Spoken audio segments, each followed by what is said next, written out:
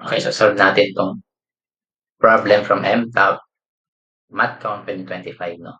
So, elimination round 'to, so bawal mag-calculator na sa elimination round. Ito natin siya i-solve. A geometric progression has 7th term is equal to 2, 'no? Tapos 11th term is equal to 80. Kaya tinatanong is ilan daw yung 17th term. Okay. So, recall lang natin yung recall natin yung nth term of geometric sequence, 'no? Geometric sequence. Okay. Ang nth term is a sub n is equal to a sub 1 first term times the common ratio raised to n minus 1. Okay, substitute lang natin. Diba? 7th term mo ay 2. Wait lang. So, 2 is equal to a sub 1 times r raised to 7 minus 1. Kasi 7th term siya. So, 2 is equal to a sub 1 times r raised to 6. Okay? So, 2 over r raised to 6 is equal to a sub 1. Okay? Then, yung next naman ay yung 80. 80 is equal to a sub 1 times r raised to 11 minus 1 kasi 11th term siya. So, 80 is equal to a sub 1 times r raised to 10. 80 over r raised to 10 is equal to a sub 1. Yan yun. Ayan, equal na sila para sa a sub 1. So, equate lang natin. 80 over r raised to 10. Ayan. Cross multiply, no? R raised to 10 over r raised to 6 is equal to 80 over 2. Ayan. Simplify ito. May r raised to 4 na lang siya. Then 80 over 2 is 40. Okay? Nakuha natin yung square root, no?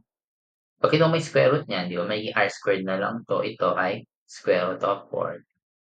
O, so magagamit kasi natin ito mamaya. May makikita nyo kung bakit natin kinuha yung square root, no? Sige. Now, balik tayo sa pinapahanap. Kailangan daw is yung 17th term. So, ang a sub 17 natin, a sub 1 times r raised to 17 minus 1. A sub 17 is equal to a sub 1 times r raised to 16. Okay? Okay, so take note, yung a sub 1, meron na tayo yan naka-in terms sa r. It's either ito, pwede natin gamitin, or ito.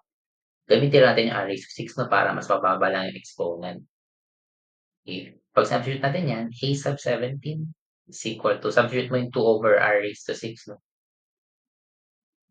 R raised to 16, ilan yan? A sub 17 is equal to 2r raised to 10. Okay? Sa atin kukuha yung r raised to 10, di ba meron na tayo nitong dalawa. Kailangan natin yung r raised to 10, di ba? Itong r raised to 4, pag in-squared mo. Okay, itong r raised to 4, pag in-squared mo yan, di ba? May r raised to 8 yan, di ba? Yung r raised to 8 is equal to 40 squared. Ayan na, di ba? Pag pinag-times natin to, r raised to 8 times r squared, di ba? Loss of exponent, same base, pag adin mo, 2 plus 8, makukuha natin yung 10. Okay, so basically, pagka-times lang natin tong r squared, then square root of 40. Okay? 2 times 40 squared.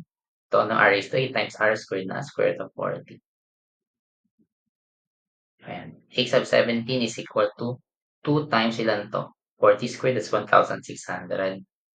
Itong 2 square root of 40, pwede mo kasi siya i-express as 4 times 10.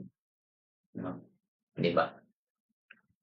So, ito is a sub 17 is equal to 3,200 na yan. No? So, ganyan talaga siya isa-isa. No? Kasi nga, walang calcul. Sa square root of 4, pwede mo siyang ilabas. No? May times 2 na lang siya, then square root of 10.